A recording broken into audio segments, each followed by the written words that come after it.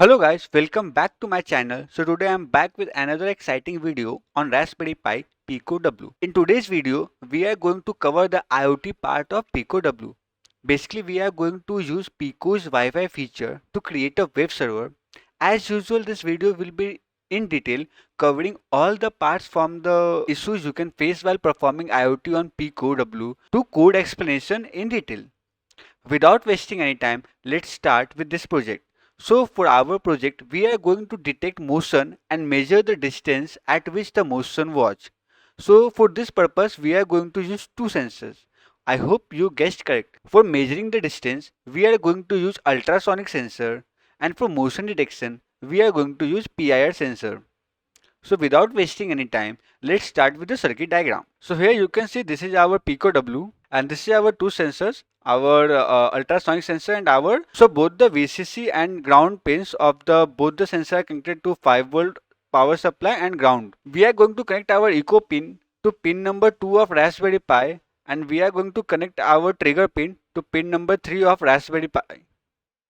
And for our PIR sensor, motion sensor, basically we are going to connect the output pin of PIR sensor to pin number 4 of Pico W. So this will be our circuit diagram. Now let's move to the code. As I said earlier, I am going to explain the code in detail so you won't have any problem, and I've also written a short notes on every line of the code which will help you to understand the logic behind the code or behind the line. First of all, we are going to import the necessary module. So for this project, we are going to import the network which will help us to connect to the Wi-Fi network. We are going to import the U-time which will help us to pausing the code execution.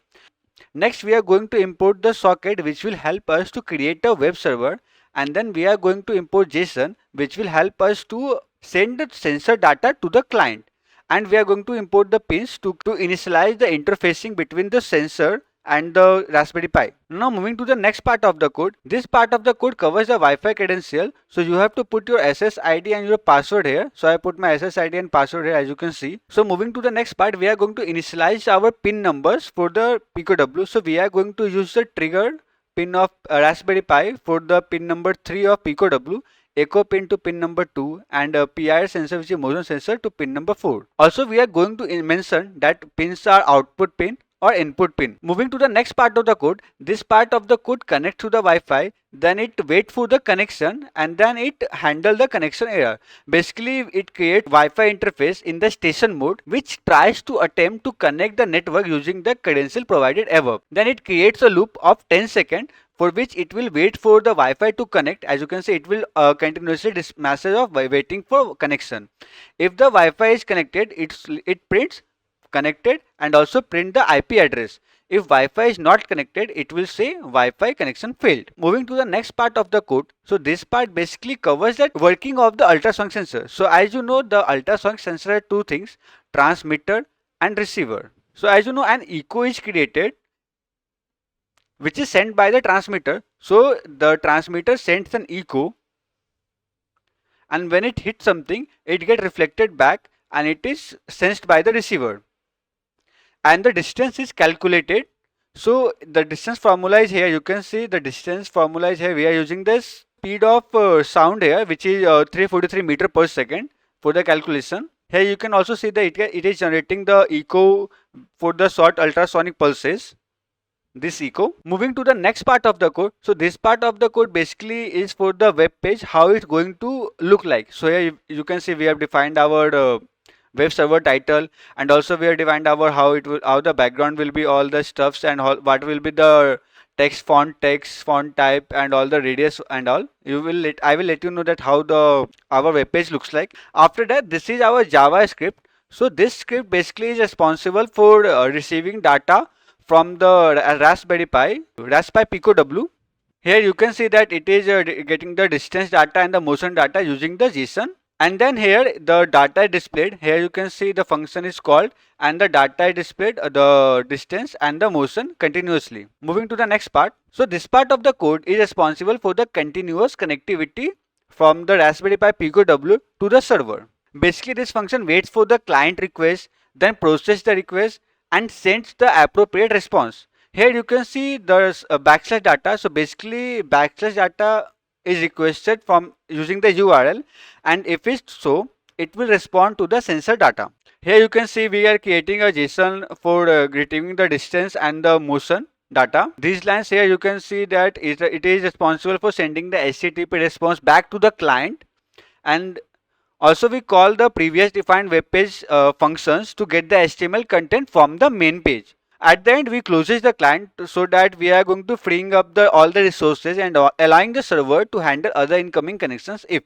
Moving to the last part of the code. So here this part of the code is divided into two parts. So this function set up the socket on port 80, which is basically a standard HTTP port, and binds it to the IP address of the Raspberry Pi. And the last block basically it ties everything together. So basically it first validate the IP, if it's connected to the Wi-Fi or not, and then the server function takes over the handle web's request, and at the end the script runs indefinitely unless interrupted by any keyboard action like Ctrl C, Ctrl V, anything.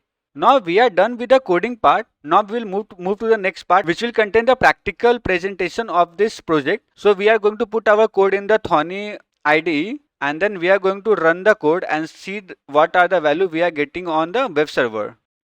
So now let's move to the practical part. So this is our circuit diagram. So let's check it in our hardware. So as you can see, we have our ultrasonic sensor here. We have our PIR motion sensor here. This is our Raspberry Pi Pico W, and this is our ESP82. I am using ESP82 as a source, plus 5 volt and ground. Now let's move to the coding part.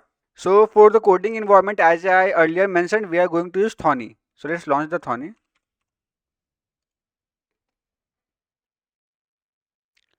So this is a Thorny environment. I already have made a video regarding how to connect your PC with Raspberry Pi and how to integrate your Raspberry Pi with Thorny IDE. You can go and check out this video. It will be very helpful, and also explain all the issues in the process. So this is the code I earlier mentioned, and we are going to use this code for our project. So let me show you how you have to upload the code in the Raspberry Pi Pico W. First of all, you need to connect to the Raspberry Pi. So I have connected my Raspberry Pi with my PC, and you can see we have the two ports, COM8, which is Raspberry Pi Pico or RP2040. You can use either of them. Okay, so I am currently using Raspberry Pi Pico. So let me first copy this and make a new tab. Okay, so here we will paste this code, and we will save this to our Raspberry Pi Pico W. To save the code to the device, you have to click on save, go to Raspberry Pi Pico W. Here name it, I will say pro1.py.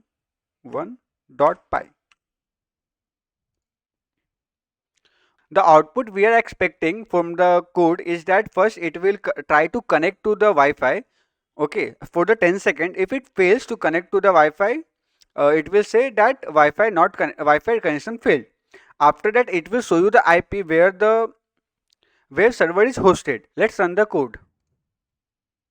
As you can see, it's trying to connect to Wi-Fi, and once connected, it will give you IP address. Okay, so now we are going to host this IP address on our Chrome browser. One thing you have to make sure that the Wi-Fi credential you put, this should be same on your computer, or if you are using the phone to open this IP address, the Wi-Fi credential should be same. So as you can see, I have connected my Wi-Fi to my same SSID and password. Okay. So let me copy this IP address. We'll go to the Chrome. We'll paste the IP address and we'll run it. As you can see, we are getting the distance and motion. So as you can see, I'm moving my object near and further, and you can see the motion is detected and also distance is changing. Once I make it stable, the motion status is clear and it will show the distance. If I move it further, motion is detected and distance will change. Okay, while working on this, you might face some problem. So basically I faced two problems, and I want to let you know guys that this problem you might also face. The two problems were that once you hosted the IP, you cannot run the program again. You have to first disconnect your Raspberry Pi from your device. Okay, so let me show you what I meant. So if I stop this program, as you can see, the server is stopped, but once I try to run this, you can see it will throw back the error. You can show that open socket IP is not available because it's already running. Okay. For this purpose, you need to disconnect your Raspberry Pi. So I disconnected my Raspberry Pi from the PC. As you can see, Raspberry Pi disconnected here. Again, I will reconnect it.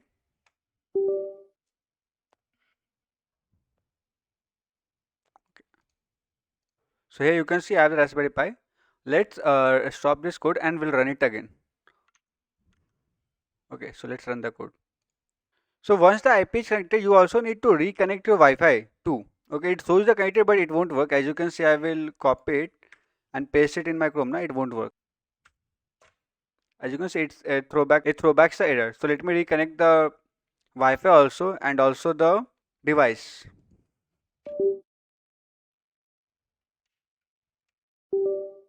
So I reconnected the Wi-Fi and also the device. As you can see, I have the device here and also reconnected to Wi-Fi, and also the device will reconnect to Wi-Fi again. Let me clear this first. Okay, we'll stop it and upload the program.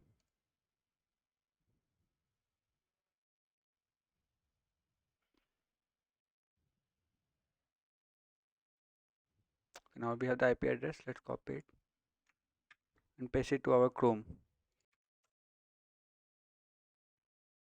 So you can see after uploading, we are getting our distance and also the motion values. So sometimes you need to disconnect your Raspberry Pi and reconnect your Wi-Fi. You might face some problems. Okay.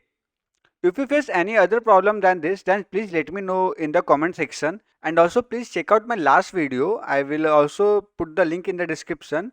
How to integrate your Raspberry Pi with your PC and also how to host a web server. Okay. And I will also put the code and code explanation in the description. You can check out there. That's all for this video. I hope you enjoyed this video. Please like, share and subscribe for more Raspberry Pi. We are also going to perform some AI ML projects also using the Raspberry Pi and ESP32. So stay tuned and thank you.